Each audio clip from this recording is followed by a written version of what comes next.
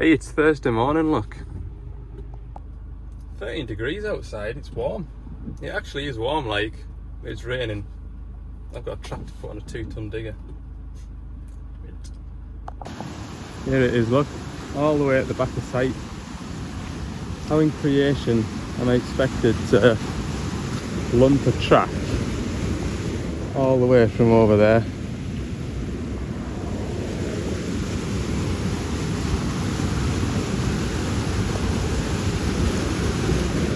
Nah, no way. Unbelievable. Aye. I'm gonna have a polite phone call with the customer now, and I don't think he knew that the track was off. I'll give him the benefit of the doubt. Look at this, man.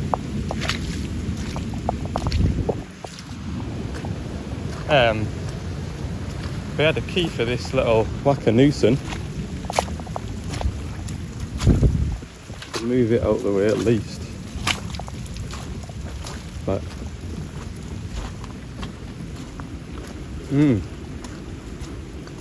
there's a quates dumper there. I could chuck the truck in a quates dumper and take it over. I mean, I got the track into the back of the van by myself, but I reversed up to the pallet and just sort of lifted it up at one end and let it fall into the back of the van. There's absolutely no way I can drag that. Yeah, I've spoken to the customer there on the phone.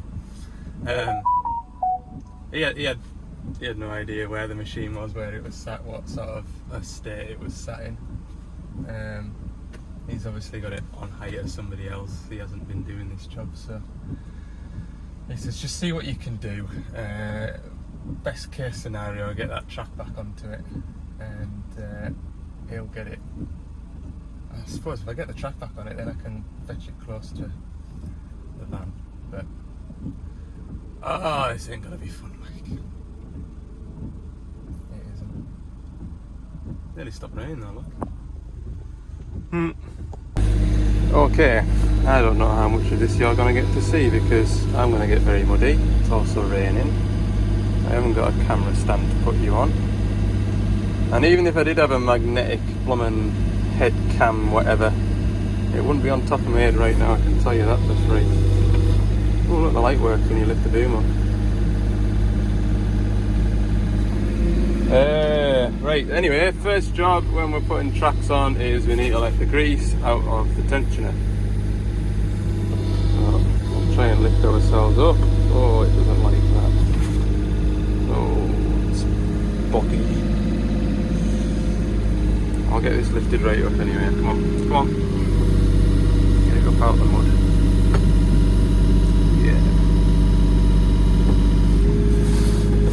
Right, we'll go and dig out the tensioner grease valve. Ugh. Grease valve is in there. I'm hoping anyway, it's a 24. I've got a horrible feeling it's going to be a 22. It is a 22. Why don't I just bring a 24 and a 22 with me? Right, grease valve is loosened. We need to push that in now, and if it was on firmer ground I'd just jam that bar in the ground and shove that in, but I mean the bar can't even stand up, so I'll put the blade down and see if I can get the corner of that bucket to shove that idler in. Okay, that's that handle. Idler is shoved in. What we need to do now, ideally, is get the track onto the sprockets. Oh no, first, now the idler's in, now's a great time to tighten that valve back up again, actually, because it's a bit of a nuisance tightening the valves up on these 27s, because it goes straight into the body and it's got a 90-degree grease nipple on it, and you ideally want that grease nipple pointing out towards you, and you can only get like not even a whole flat when you try and tighten it up.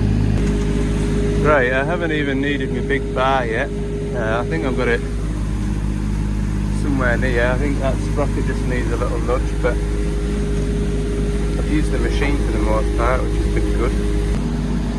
We'll get out and have a bit survey.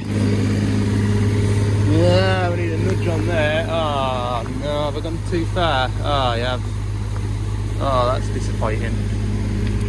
I didn't need to give it that nudge, did I? No. Need that pried over a bit. Is there any way I can do that? Not really. Okay, we'll keep going. Right, it's hung on. Good, right, we'll chuck some grease in it and take that tension out and then track it round. Well, that's the track back on. Apparently one of these tracks is split, you can't mind which one it is. Because that says to me, oh, it's maybe just throwing the track off because I tightened that far side up. It's maybe just because it was loose and it's all boggy. Oh no, there's definitely a split in one of them. I'm going to hunt to see which one it is. Can't really tell with all the muck on it like. Ah yeah, it's that one there, look. One that I've just put back on. Right, I'll have to try and dig my way out of here. I'll tell you what, it's lovely walking on firm ground. You don't really appreciate it. Oh, it's a wind blade. Well, that's it off. It's funny, sometimes you can actually have a good old fight trying to get the track to come off. It's one of them, isn't it? When you want it to stay on, it falls off. Like I nearly lost it again coming across that back garden. But thankfully, it just fell off. So, I'll hoop this up onto the bucket and chuck it in the back. I won't like. But I know something, I won't be taking it back to the yard with us. Tracks are a nightmare to get rid of. You've maybe noticed over the few videos, I've got some tracks for a DX85, I think they are. They've been there for years, like, can't get rid of them. Or they're expensive to get rid of. So I've learned, if a customer wants new rubber tracks fitting, leave the rubber tracks with them, make it their problem. Right, that's the track off. I have got to tell you, right, and I know I harp on about these old 27s, they're absolutely lovely to drive. I really like them, like really like them. So smooth, they're just a pleasure to drive. If you know, you'll know, like, because everybody rates them. Never beat. Thankfully the builders turned up and three of us dragged it out back to back. We had that on in record time, like. I'm telling you, I'm never beat. 90% of the time never beat. Oh, it's a mindset thing, isn't it? It's not on a nice, dry, dusty site, but at the same time it's back end of November and tracks never come off where you want them to, so here's what it is. Mindset, get dressed up, get on with it, get back in the van and it's done. Right, the partsman's not, well, it doesn't look like the partsman's back from his trip up the road to get me that, what am I getting, Adblue quality sensor. So, I get to do paperwork. Yay! Hey, by the way, I'm feeling a lot better this morning. I did this time yesterday anyway, that's good. Right, 12:30, paperwork's done, my level sensor has arrived. Just while I'm in front of the laptop though, I wanted to check on that tilting hitch. Back to the tilting hitch saga, I know. But I noticed there was a sticker on it saying max pressure 200 bar.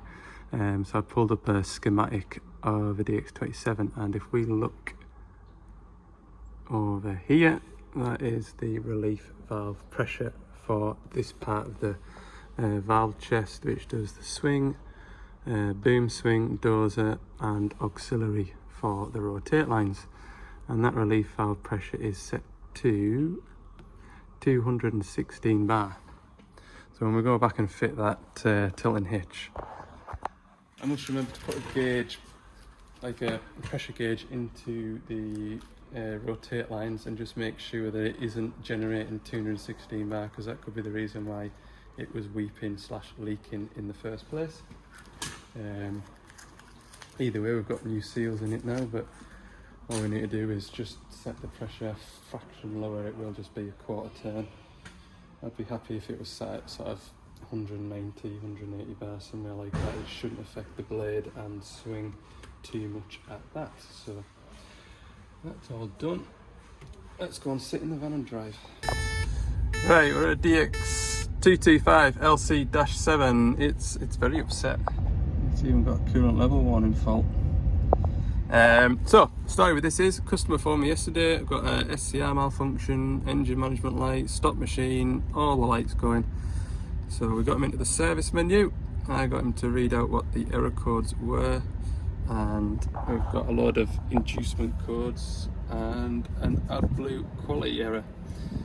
So we're plugged onto the machine. We're reading what the machine thinks. The quality is 27.97, which is enough to bring the error code on. Remember, the TheScenes system has a tolerance of 5%, so that is below 5%. We'll now go take the lid off the tank and get an accurate reading. I think this cup here is a sample out of the tank, but I'll just get a sample straight out of the tank, and then I know that hasn't been contaminated or anything. We'll get an accurate reading.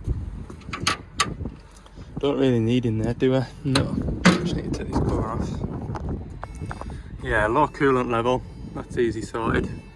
I'll put a glug of that in there. I'll turn this ignition off now. I'm pretty confident we're going to be changing the quality sensor. Oh, I want it to be known as well, by the way, I don't take any great enjoyment in fitting these blooming, and they are, there's no two ways about it.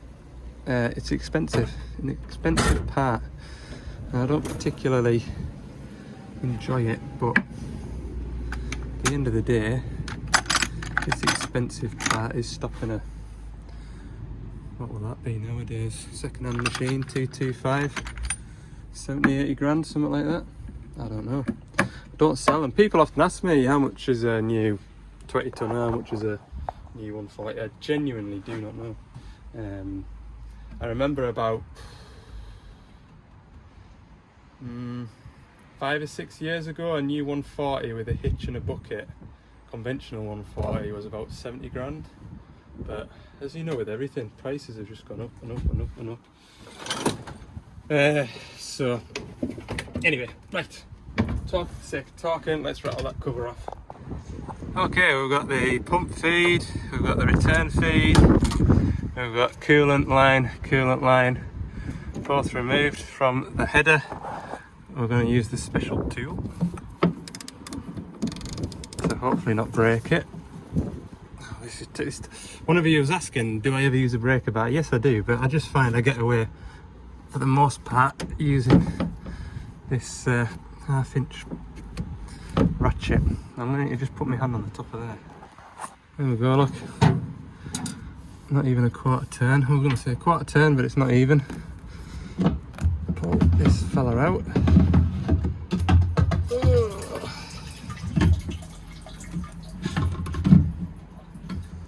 Oh, this is a bit of a... what's it called to get this out of here? Hang on. Buffer in.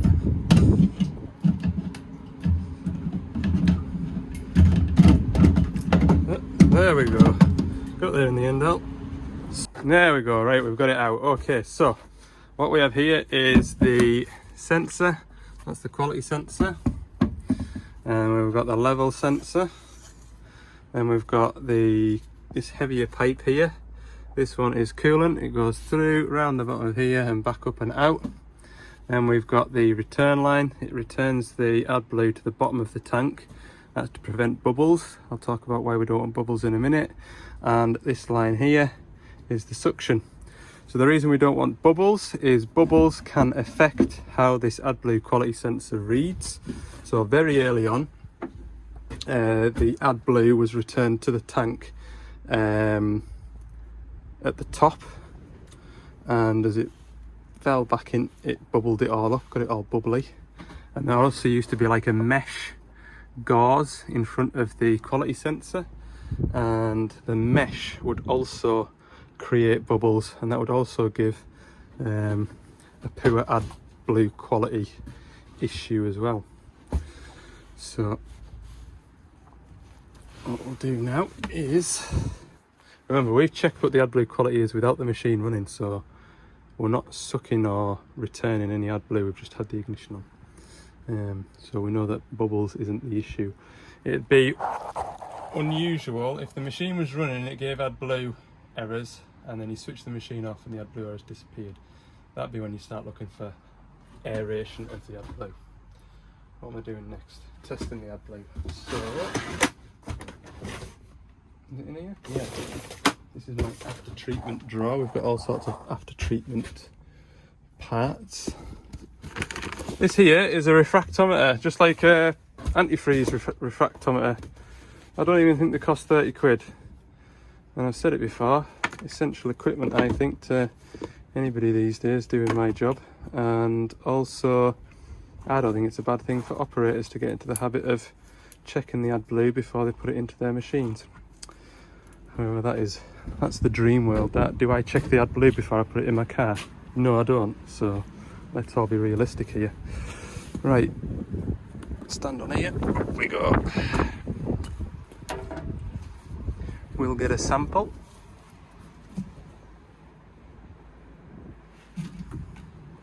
Good, and then we'll pop it on here, which I'll just put you down for. And we can see there that the Adblue quality, if anything, the concentration is ever so slightly too strong. But it's certainly not 27. So we'll get the new quality sensor out of here. There we go, nice shiny new one. As I've said in previous videos, I never ever tell you how much parts are, how much jobs cost, etc, etc. That's between the customer and Gordon's. So you can all speculate that, yeah, cost of some of these parts is ridiculous, even in my opinion. Right, pop him in there, get that O-ring set.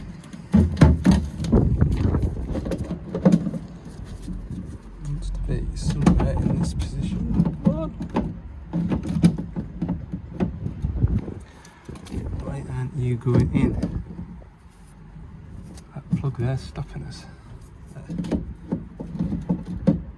There. Right, now we need to push down on that and tighten it at the same time, all the way until you think you're going to snap it, and then it clicks in. Just like that, that's it installed. We'll put this cover back on, and then I'm going to see if the machine recognises it straight away, or whether I do need my laptop to clear the codes, because I'm not 100% sure. Right, Adblue is reading 32.97, error codes have disappeared on their own. Job's done. Right, there we go then, 3:15. We are about an hour and 45 minutes from home, so that'll get me home for finishing time. I'll see you all in the morning. I'm pretty sure I'm going to go and do this 140 tomorrow, put the filometer on it. That's up in Scotland. I might do it. I'll phone the fella when I'm close towards Carlisle. I'll have an hour and a half to think about it. Morning, it's Friday at last. Felt like a long week this week, I think. I am currently driving through a graveyard, looking for a grave digger. Got a big job on this morning. I need to fit a gas strut to the front sliding window. So that's what I'm at this morning. It's not going to take all day, don't get me wrong. I've still got paperwork, warranty-based paperwork to get done for the end of the month, so I need to get that cleared out from under my feet. And then this afternoon I've got those shuttle valves that need to go on the DX210 that had an oil leak. When was that? Back end of last week? Oh, it was this week. So I'll probably have a ride out and fit them, put the day in. 140 to flow test, I'm going to leave that until next week, just because forecast today isn't fantastic, and I'd just sooner the weather to be a bit more settled, to be messing on with oil flows and stuff. So, go and find this dig. Okay, there's my digger. I don't really feel like it. I don't really think it seems appropriate to film in a graveyard. Do you? I'm gonna fit a gas strut to a digger, okay? I feel like that's the right decision. Believe it or not, and you can tell by the amount of tools I've got out, that was a lot more involved than you would actually expect. It was only when I took the old gas strut off and then realised that the new gas strut obviously overextends, trying to get it fitted without getting all these tools out and taking all the window assembly apart to get it to fit. Yeah, I remember now, those aren't just 5-minute jobs. That has taken me 23 minutes to do that. So anyway, that's that job done. We'll go and do some paperwork. I've got a meeting that I need to go to at lunchtime, so another reason to hang around Carlisle till then. Always handy to have paperwork to do. I've just looked at the forecast. It isn't going to get any better than this today. Oh dear, do I really need to go and fit these shuttle valves?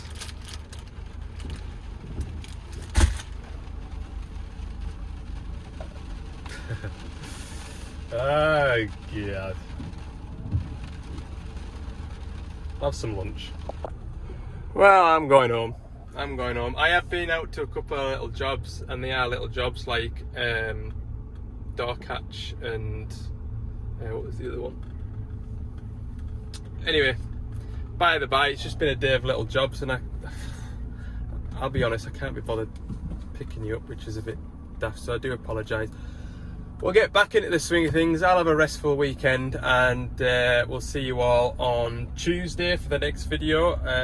We're going to go and put a flow meter on a 140. I've just literally got off the phone to the customer now about that, so that's all booked in. I might even run that tilting hitch up the road as well if I'm switched on enough. Thanks for watching anyway. Short video for the weekend, but not to matter. Enjoy the rest of it. Bye for now.